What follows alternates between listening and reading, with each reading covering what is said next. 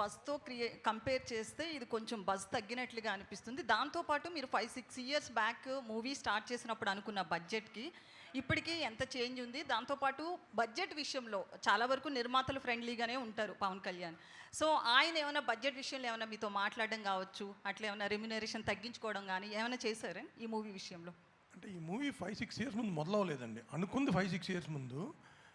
2023 ఎండ్లో we shot for 10 days. మొన్న June 10th నుంచి జాన్ దాకా కంప్లీట్ మిగతా వాట్ ఎవర్ 70-80 days షూట్ తీసాం. అంతేగాని అంతకుముందు తీసింది ఒక 10 days. తర్వాత ఇది నేను చెప్పా కదా, హరీష్ గారు అన్నందరికి బడ్జెట్ ఎప్పుడు ప్రాబ్లం ఉండదు. అదే ఆయన అంటే ఆయన మీద ఉన్న కాన్ఫిడెన్స్ కావచ్చు, కమాండ్ కావచ్చు, ప్రొడ్యూసర్ లాగానే ఫైట్ చేస్తాడు ఆయన. అంటే అన్నెసరీ వేస్టేజ్ ఏదైనా ఉంటే మట్టుకి ఆయన సొంత రూపాయలాగా ఫీల్ అవుతాడు, ఇరిటేట్ అవుతాడు, ఫైట్ చేస్తాడు. సో కళ్యాణ్ గారు ఇంకా ఆయన ఎంత సపోర్ట్ చేశాడంటే, ఆయన మా దగ్గర మినిమం నామినల్ అడ్వాన్స్ తర్వాత ఇప్పుడు దాకా ఆయన ₹1 కూడా తీసుకోవాలి. ఆయన క్లియర్గా మీకు కొద్ది డిలే అయింది, కంఫర్టబుల్గా అయితే ఏమైనా చేయండి, లేకపోయినా పర్లేదు అని నేను సినిమా స్టార్టింగ్ ముందు కలిసిన రోజు చెప్పారు ఆయన. అంటే ఇట్స్ ఎ షాకర్. ఇండస్ట్రీలో ఎవరు చెప్పిన నంబర్ కూడా అట్లా చెప్పారు ఆయన క్లారిటీ కూడా. ఏమండి నేను పొలిటికల్గా ఉన్నా, నేను ఎక్కడ ఆగకుండా 3 monthsలో మీ షూటింగ్ కంప్లీట్ చేస్తాను, నాకు పనున్నా నేను ఎవ్రీడే వచ్చి చేస్తానని ఆయన 12 hours 15 hours పనిచేశారు ఈ సినిమాకి. లేకపోతే ఇట్లా అయ్యేది కాదండి. అండ్ ఆయన లుక్ అది ఆయన ట్రాన్స్ఫార్మ్ అయ్యి ఐ థింక్ ఈ మధ్యకాలంలో he's looking best in this film. Harish గారు అయితే 5-6 ఇయర్స్ బ్యాక్ ఆ 10 days షూట్ ని మూవీలో ఉంచారా? 6 years బ్యాక్ కాదండి, మీరు మళ్ళీ 5-6 23 షూట్ చేసాం. 23 అమ్మా. 23లో ఆ లుక్స్ చేంజ్ ఉన్నాయి కదా. పవన్ కళ్యాణ్ గారు ఎలక్షన్స్ లోకి వచ్చిన తర్వాత, ఎలక్షన్స్ లో తిరగడం కావచ్చు, పొలిటీషియన్ అయిన తర్వాత అంటే మినిస్టర్ అయిన తర్వాత కావచ్చు, ఆ లుక్స్ లో చాలా చేంజెస్ వచ్చాయి. సో మీరు కథ అనుకున్నప్పుడు ఒకలా ఊహించుకుంటారు. అవును. సో ఎలా చెప్పండి, క్వశ్చన్ ఫినిష్.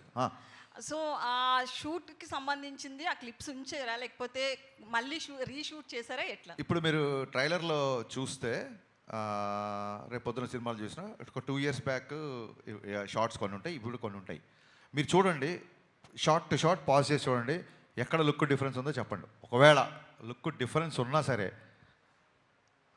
కొంచెం దాన్ని ఏమంటారు, అక్కడ పవన్ కళ్యాణ్ కనపడతారు, ఇక్కడ పవన్ కళ్యాణ్ కనపడతారు. అదేంటి 2 years బ్యాక్ పవన్ కళ్యాణ్ ఇప్పుడు హీరో మారిపోయాడు ఏంటి అనేంత లుక్ అయితే ఉండదు. లెటస్సే లుక్ మారింది అని ఆడియన్స్ కూడా అర్థమైంది అనుకోండి. మా వాళ్ళు అందరూ ఎలా ఉంటారంటే, మరి అంతే కదా, ఆయన బిజీగా ఉన్నారు కదా, ఎలక్షన్ ముందు స్టార్ట్ చేశారు, మారితే లుక్ మారుద్ది అనుకుంటారు. వాళ్ళు కూడా అడ్జస్ట్ అయిపోతారు.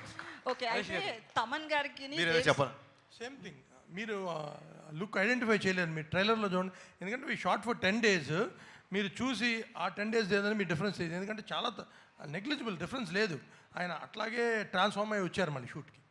హరీష్ గారు అయితే తమన్ గారికి, దేవిశ్రీ ప్రసాద్ గారికి సంథింగ్ ఏదో ఇష్యూ ఉండి ప్రీ రిలీజ్కి రాలేదు, ఇట్లా చాలా టాక్ నడుస్తుంది కదా. లేదు, ఏ ఇష్యూ లేదు. కళాసుధ అవార్డ్స్ అదే రోజు ఉన్నాయి. పిబి శ్రీనివాస్ గారు అని ఘంటసాల సమకాలీనికులు, పిబి శ్రీనివాస్ గారు అని చాలా గొప్ప సింగర్, ఆయన గౌరవార్థం ఆయన అవార్డు దేవిశ్రీ ప్రసాద్ గారికి ఇస్తున్నారు. ఇలాగ ఉంది కాబట్టి అతను అవార్డు తీసుకుంటున్నాడు కాబట్టి ప్రీ రిలీజ్ ఈవెంట్కి రాలేదు. ఈ విషయం కళ్యాణ్ గారికి తెలిసి చాలా సంతోషించారు. దేవి వస్తున్నాడని అడిగారు ఆయన. సార్ ఇట్లా కళాసుధ పిబి శ్రీనివాస్ గారు మరి ఆ అవార్డు తీసుకోకపోతే ఎలాగా అని చెప్పి కళ్యాణ్ గారు కూడా ఆ విషయాన్ని చాలా అభినందించారు. ఏమండి, ఈ విషయం 10 సార్లు